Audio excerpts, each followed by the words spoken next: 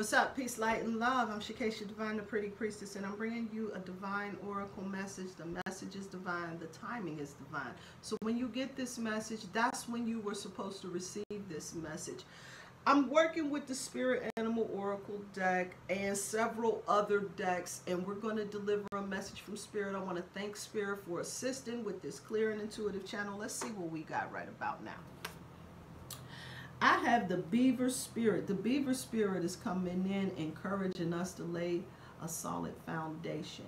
When this beaver shows up on this card, this is all about asking us to really get a clear vision of the direction that we're going so that we can get into that space of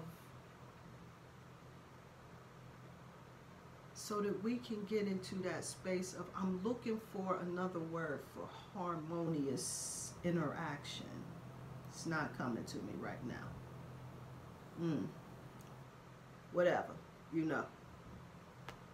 Mercury in retrograde, whatever. But the Beaver Spirit's coming through, telling us to lay a solid foundation. And when you get your vision clear, your focus clear, you start getting yourself into a space where you start moving towards that life that you're trying to live. This is all about you making sure that you got all of those things in place, like things are starting to work out and work together harmoniously. What needs to happen? The Kim deck says you need to feel your spirit. And when this card comes through, this is all about really bringing in that spirit of discernment, paying attention to movement, recognizing that the devil is in the details, right?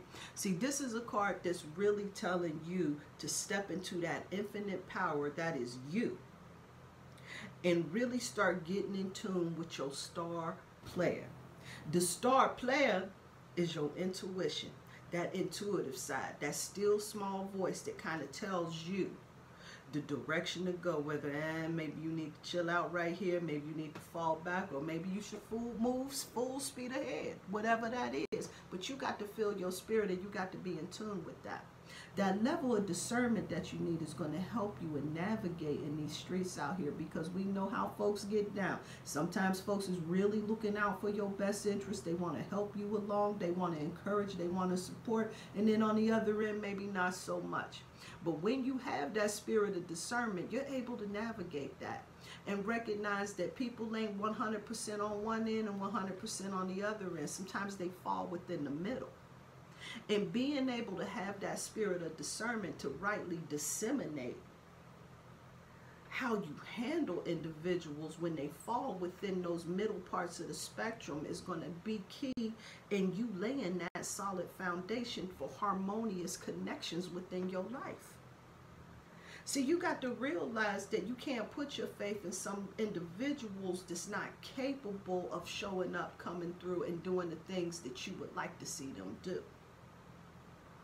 When these cards come through telling you to feel your spirit and move in discernment, this is really encouraging you to know the difference so that you can move through this energy without being disappointed, without holding unrealistic expectations, but really being able to navigate situations in a balanced way so that things will start to work together righteously.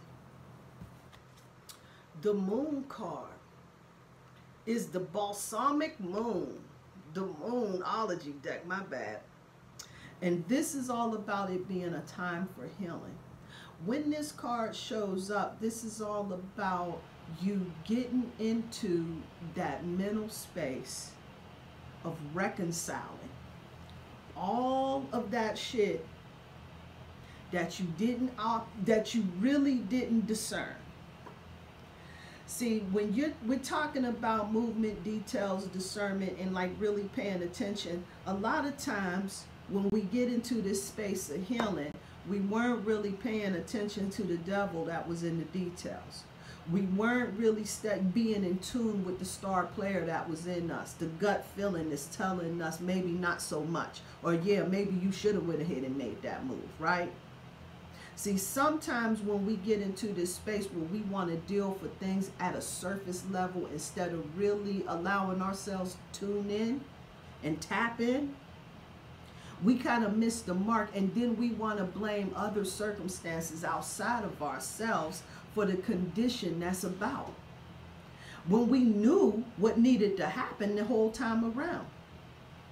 When this card comes through letting us know that there's a time, that this is a time for us to be healing, this is a time to let that go. Because see, we got to recognize that we got to begin to get in a place where we forgive ourselves, because we've done the very best that we could for where we were at that particular time. That doesn't mean that you beat yourself up for missing the mark, for counting on folks that wasn't really available to you, for holding unrealistic expectation. That's not what we're talking about right here.